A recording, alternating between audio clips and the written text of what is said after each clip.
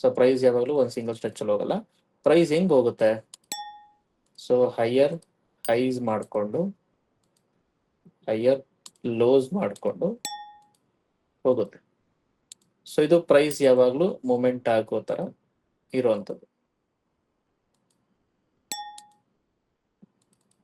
So ಈ ತರ price ಹೋದಾಗ ನಾವು ನಾರ್ಮಲಿ ನಮ್ ಗಮನಕ್ಕೆ ಬರೋದು ಪ್ರತಿ ಹೈ ನಮಗೊಂದು ಸಪೋರ್ಟ್ ಅಥವಾ ರೆಸಿಸ್ಟೆನ್ಸ್ ಅಂತಾನೋ, ಪ್ರತಿ ಲೋ ನಮ್ಗೊಂದು ಸಪೋರ್ಟ್ ರೆಸಿಸ್ಟೆನ್ಸ್ ಅಂತಾನೋ ಸೊ ನಮ್ಮ ಮೈಂಡ್ ಕಾಣಿಸ್ತಿರತ್ತೆ. ಇದ್ರ ಮಧ್ಯೆ ನಾವು ಗಮನಕ್ಕೆ ಬರ್ದೇ ಇರುವಂತದ್ದು ಅಥವಾ ನಾವು ಗಮನಿಸಕ್ ಆಗದೇ ಇರುವಂತ ವಿಷಯ ಏನ್ ಗೊತ್ತಾ? ಪ್ರೈಸ್ ಹೇಗ್ ಹೋಯ್ತು ವಾಪಸ್ ಅದೇ ರೇಂಜಿಗೆ ಹೆಂಗ್ ಬಂತು, ಸೊ ಹೇಗ್ ಕೆಲಸ ಮಾಡುತ್ತೆ, ಹೇಗ್ ಹೋಗುತ್ತೆ, ಹೇಗ್ ಬರುತ್ತೆ ಅನ್ನೋದು. ಸೊ ಇಲ್ಲೊಂದು ನನ್ಗೊಂದು ಕಂಡೀಷನ್ ಇದೆ. ಸೊ ಇದೇ ಕಂಡೀಷನ್ ನಾನು ಇಲ್ಲಿ ಯೂಸ್ ಮಾಡಿ.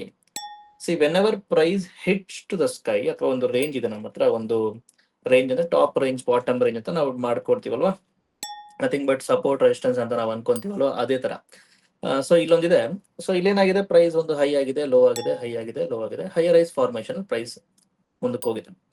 ಈ ಹೈಯರ್ ರೈಸ್ ಫಾರ್ಮೇಶನ್ ಪ್ರೈಸ್ ಮುಂದಕ್ಕೆ ಹೋದಾಗ ಏನಾಗುತ್ತೆ, ಪ್ರತಿ ಸರಿ ನಮ್ಗೆ ಒಂದೇ ಒಂದು ಲಾಜಿಕ್ ನ ನಾವು ಮರಿತೀವಲ್ವಾ, ಅದೇನಪ್ಪಾ ಅಂತ ಹೇಳಿದ್ರೆ ಹೇಗೆ ಪರ್ಫಾರ್ಮೆನ್ಸ್ ಕೊಟ್ಟಿದೆ ಅಂತ. ಇಲ್ಲ ಅವ್ನು ಇಡ್ಬೇಕಾಗಿರೋದು ಮುಂದಕ್ಕೆ ಏನಾಗುತ್ತೆ ನಮಗ್ ಗೊತ್ತಿಲ್ಲ, ಪ್ರೈಸ್ ಮುಂದಕ್ಕೆ ಏನಾಗುತ್ತೆ ನಮಗ್ ಗೊತ್ತಿಲ್ಲ, ಅಂಡ್ ಹಿಂದೆ ಏನಾಗಿತ್ತು ಅನ್ನೋದು ನಮ್ ಕೆಲವು ಚೇಂಜ್ ಮಾಡಕ್ ಆಗಲ್ಲ.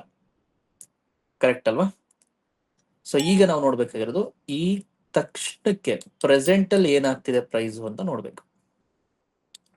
ಈ ಪ್ರೆಸೆಂಟ್ ಅಲ್ಲಿ ಏನಾಗ್ತಿದೆ ಅನ್ನೋ ಪ್ರೈಸ್ ನಮ್ಗೆ ಏನೋ ಅರ್ಥ ಆದ್ರೆ, ಈ ತಕ್ಷಣಕ್ಕೆ ಏನಾಗ್ತಿದೆ ಪ್ರೈಸ್ ಅಂತ ನಮ್ಗೆ ಅರ್ಥ ಆದ್ರೆ ನಾನು ಏನ್ ಮಾಡ್ಬೋದು ಅಂತ ಒಂದು ಐಡಿಯಾ ಸಿಗುತ್ತೆ. ಎಲ್ರಿಗೂ ಟ್ರೇಡಿಂಗ್ ಬರುತ್ತೆ, ಎಲ್ರಿಗೂ ಟ್ರೇಡಿಂಗ್ ಐಡಿಯಾ ಇದೆ. ಬಟ್ ನಮ್ಗೆ ಬೈ ಮಾಡಿದ್ಮೇಲೆ ಪ್ರಾಫಿಟ್ ಬೇಕು ಅನ್ನೋ ಫ್ಯೂಚರ್ ಯೋಚನೆಯಿಂದನೋ, ಇಲ್ಲ ಆಗ್ಲೇ ಆಗಿರೋ ಲಾಸ್ ನ ರಿಕವರಿ ಮಾಡ್ಬೇಕು ಅನ್ನೋ ಪಾಸ್ಟ್ ಚಿಂತೆಯಿಂದನೋ ನಾವು ಪ್ರೈಸ್ ಕನೆಕ್ಟ್ ಆಗ್ತಾ ಇಲ್ಲ. ನೀವು ಪ್ರೈಸ್ ಕನೆಕ್ಟ್ ಆದ್ರಿ ಅನ್ಕೊಳ್ಳಿ ಮಾಡಿ ಫ್ರೆಂಡ್ಸ್, ಲೈಕ್ ನಿಮ್ಗೆ ಯಾವ ಮೆಂಟರು ಬೇಡ.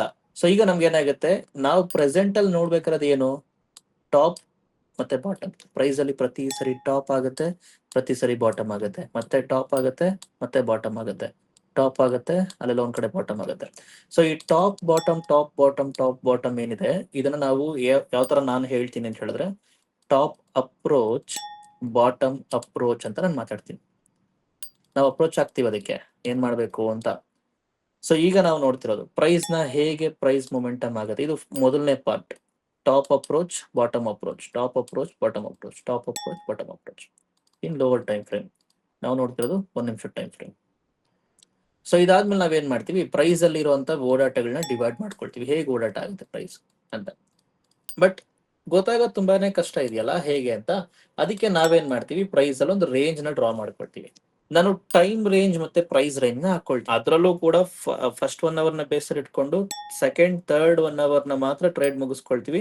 ಇನ್ ಮುಕ್ಕಿರೋ ಅವರ್ಗಳಲ್ಲಿ ನಾವು ಮಾರ್ಕೆಟ್ ನ ಎಂಜಾಯ್ ಮಾಡ್ತೀವಿ, ನೋಡ್ತೀವಿ. ಬೇರಿಶ್ ಮಾರ್ಕೆಟ್ಸ್ ಕೂಡ ಬುಲ್ಲಿಶ್ ಮಾರ್ಕೆಟ್ಸ್ ಕೂಡ ಒಂದೇ ರೀತಿಲಿ ನಾವು ನೋಡ್ಬೇಕಾಗತ್ತೆ. Be in that neutral stage. ನಿಮ್ಗೆ ಮಾರ್ಕೆಟ್ ಯಾವ ಕಡೆ ಚಾನ್ಸ್ ಸಿಗುತ್ತೆ ಆ ಕಡೆ ಟ್ರೇಡ್ ತಗೊಳಕ್ಕೆ ನಿಮ್ಮ ಮನ್ಸನ್ನ ನೀವು ಒಪ್ಪಿಸ್ಬೇಕು.